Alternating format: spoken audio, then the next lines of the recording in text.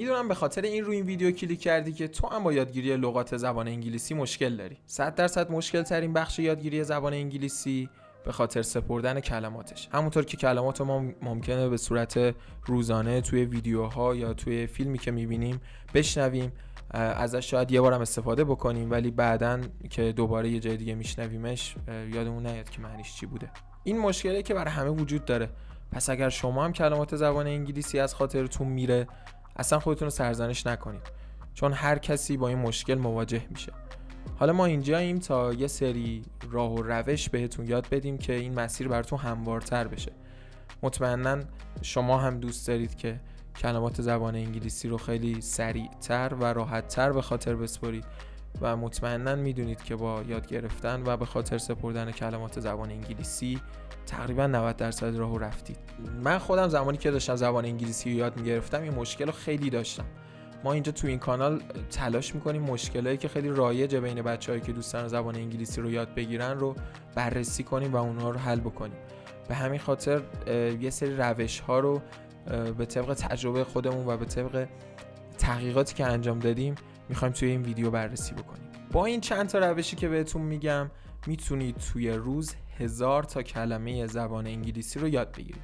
اما همه اینها بستگی به پشت کار خودتون و تایمی که روی این کار میذارید داره. به خاطر همین ما هم هیچ قولی نمیدیم که شما 100% توی یک روز 1000 تا کلمه یاد بگیرید، ولی این روش ها کاملا تست شده است و شدنیه این موضوع، ولی باید پشت کار بذارید پشت موضوع و پشت کار. روش اول اینه که وقتی یک کلمه رو میخواید یاد بگیرید مطمئن شید که تمامی معانی اون رو یاد گرفتید. خیلی ساده است. اگر بخوایم بهش فکر بکنید، وقتی شما یک کلمه رو چند معنی ازش یاد بگیرید، عملاً انگار شما چند کلمه یاد گرفتید. وقتی تو ذهنتون میخواید یه جمله رو به زبان انگلیسی بگید، مطمئناً از اون چند کلمه استفاده خواهید کرد. شاید یک کلمه انگلیسی یاد گرفته باشید، ولی اون خودش 2-3 تا به حساب میاد. اینو جدی میگم. برای مثال کلمه دیت که یک معنیش میشه خرما و معنی دیگهش میشه تاریخ روز.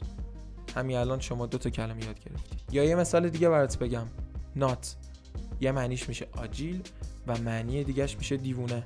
به همین سادگی. اگر بخوام یه مثال دیگه برات بزنم، کلمه میس هستش. کلمه میس در یک معنی به معنای جا موندن یا از دست دادنه و در معنی دیگه به معنای دلتنگیه. شما وقتی از اتوبوس جا میمونید you say miss the bus یعنی اتوبوس رو از دست دادم، از اتوبوس جا موندم. وقتی هم برای کسی دلتون تنگ میشه میگیم I miss her I miss him. همین الان شما تو 2 تا جمله از یک کلمه استفاده کردید و عملا میشه گفت 2 تا کلمه یاد گرفتید. روش دوم خیلی نزدیک به روش اوله، ولی حتما باید بهش دقت بشه. یاد گرفتن تمام فرم ها یا پارت آف اسپیچ یک کلمه. وقتی ما یک کلمه رو تو تمام فرم هاش یاد میگیریم، یک کلمه ممکنه در قالب اسم یک معنی بده و در قالب فعل هم معنی دیگری بده. عین همون قضیه اول، انگاری که ما 2 تا کلمه یاد گرفتیم. اکثر کلمات انگلیسی اینجوریان که میتونن توی چند تا فرم استفاده بشن. مثلا یک کلمه میتونه هم اسم باشه هم فعل. مثال اولی که برات بزنم کلمه میلکه. کلمه میلک هممون میدونیم میشه شیر، ولی تو میلک یا همون میلک که به عنوان فعل استفاده بشه میشه شیر دوشیدن و همین الان باز هم ما 2 تا کلمه یاد گرفتیم. مثال دوم میخوام یه چیزی بهتون بگم که خیلی راحت‌تر براتون جا بیفته. همون کلمه دیت که تو روش اول بهتون گفتم به معنی خرما و تاریخ روز میشد، در قالب فعل به معنی قرار گذاشتن با پارتنرتون میشه. خیلیاتون هم میدونید.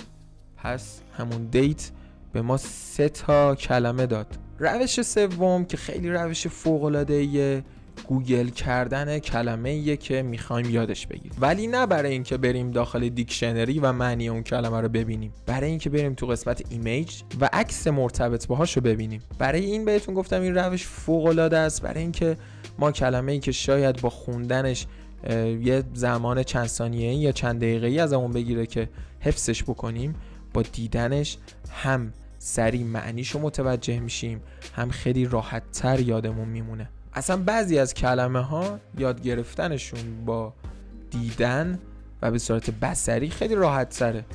مثال براتون میزنم، کلمه اسپیر به معنی نیزه. شما اگر برید داخل دیکشنری اینو سرچ بکنید براتون یه سری معنی طولانی و غیر قابل فهم میاره که آره این یه چیز مثلا چوبیه درازه که نوکش یه چیز فلزی تیزه و حفظ کردن و یاد گرفتن این خیلی سخته. وقتی شما این رو گوگل بکنید یه عکس بهتون نشون میده و شما شاید تا مدت‌ها یادتون بمونه که این اسپیر میشه نیزه. به همین سادگی. این 3 روشی که تا الان بهتون گفتم برای این بود که ما سریعتر و راحتتر بتونیم تعداد کلمات بیشتری رو تو زمان کمتری یاد بگیریم. به هر حال معنیشو بلد بشیم و متوجه مفهومش بشیم. اما چیزی که برای ما مهمتره به یاد نگه داشتن و استفاده کردن از اون داخل جمله ها و مکالمه مونه که اول ویدیو هم بهتون اشاره کردم. این خیلی مهمتره. اولین روش برای اینکه کلمات انگلیسی راحت‌تر یادمون بمونه چیه؟ اینه که ما راحت هر کلمه ای رو که رفتیم سمتش و یادش گرفتیم معنیش رو متوجه شدیم، حالا با اون راهنماییایی که تو روش‌های قبلی کردیمتون یه مثال براش بسازین. نه اینکه دیکشنریتون رو باز کنین یا اون کتاب‌های لغتی که دارین رو باز بکنین مثال‌های اون رو بخونین. اونها هم تأثیر داره ولی خیلی برای اینکه یادتون بمونه نه. اونا بیشتر همون تأثیر اینو داره که شما مفهومش رو متوجه بشین. روش بهتر اینه که خودتون مثال بسازین و وقتی خودتون مثال میسازین ذهنتون اون کلمه رو تو خودش نگه میداره.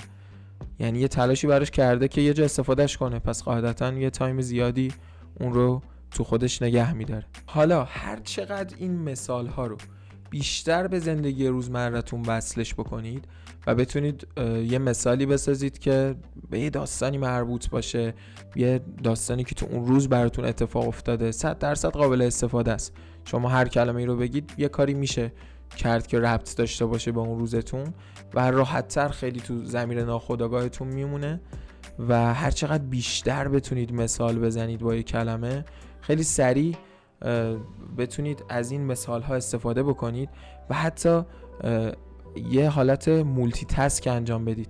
وقتی چند تا کلمه رو با همدیگه یاد میگیرید اینا رو با همدیگه ترکیب کنید و ازش مثال بزنید. روش بعدی برای اینکه این کلمه ها راحت تر یادمون بمونه مرور کردنه.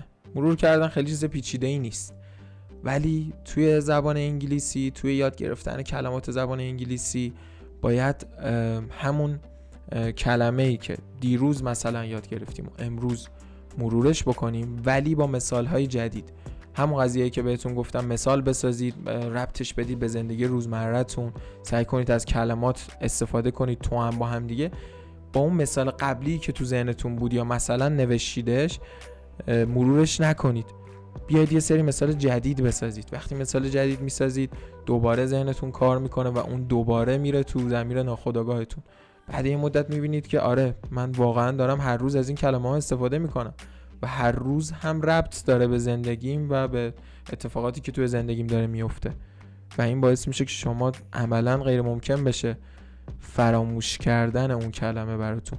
روش بعدی برای اینکه راحت تر کلمات زبان انگلیسی یادمون بمونه استفاده کردن اوناست. توی دنیای ایدئال اینجوریه که ما اگر میخوایم زبان انگلیسی رو یاد بگیریم، یعنی در بهترین حالتش اینه که یه پارتنری داشته باشیم، یه دوستی، یه همکاری داشته باشیم که بریم تو طول روز با اون به صورت انگلیسی مکالمه داشته باشیم و از اون کلماتی که سعی داریم یاد بگیریم و یادمون بمونه استفاده بکنیم تو مکالممون باهاش. ولی قاعدتاً یه پارتنری که بومی انگلیسی زبون باشه یا زبون انگلیسیش فول باشه دم دست هممون نیست. پس قاعدتاً ما نمیتونیم از این آپشن استفاده بکنیم. حالا من جدیداً دیدم که یه سری هوش مصنوعی اضافه شده که میشه باهاشون مکالمه کرد، یعنی کاملا شما رو میفهمن. شما میتونید بهشون بگید که آره من میخوام زبان انگلیسیم بهتر بشه و با هم راجع به این موضوع یا این 4 تا کلمه که من یاد گرفتم با هم صحبت بکن. ولی اونا هم خیلی در دسترس نیستن، خیلیشون اشتراکی ان، باید اشتراکیشون رو بخریم. حتی اگر بتونیم که اون قضیه مالیشو هندل کنیم، تو ایران پرداخت اون موضوع برامون خیلی پیچیده است. پس من الان میخوام یه چند تا روش بهتون بگم که به صورت رایگان بتونید این استفاده از کلمات تو طول روز رو داشته باشید. یکی از روش‌ها اینه که شما حالا یا تو طول روز یا مثلا آخر روزی که حالا کار کردید یا مدرسه رفتید، دانشگاه رفتید، برگشتید و همه کارتون تموم شده، یا تو طول روز که داره این اتفاقا میفته، اتفاقاتی که داره میفته رو به صورت زبان انگلیسی و با استفاده از اون کلماتی که در حال یادگیریش هستید برای خودتون بازگو کنید.